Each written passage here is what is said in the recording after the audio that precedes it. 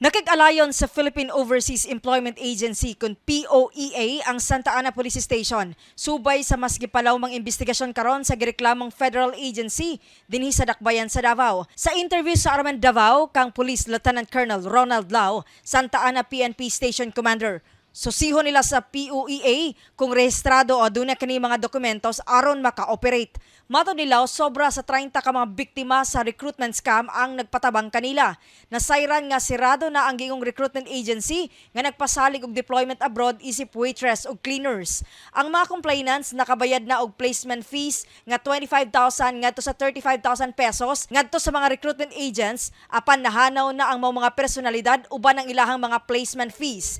Nagpahimangno karon sila sa publiko nga magdoble igmat og sutaon og maayo ang mga ahensya nga ilahang sudlan kung aduna sila'y planong manarbaho overseas. According sa atong investigators ngadto, sirado na sir kung ano doy nakasulti dito nga ano yung gatang-gatang diya mga agent kuno ay.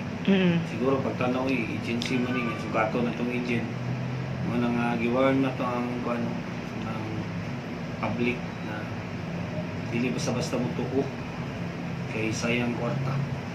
Tapos cellphone lang pagkaman matag nimo man gi-Gcash pa pagkaman wala na. Mamahimong pasakag kasong estafa o swindling ang mga reklamong recruitment agents ug mismong ahensya matod nilaw. Kasama mo sa balita ug serbisyo publiko. Radyo man ay Ginita, Tatak RMN.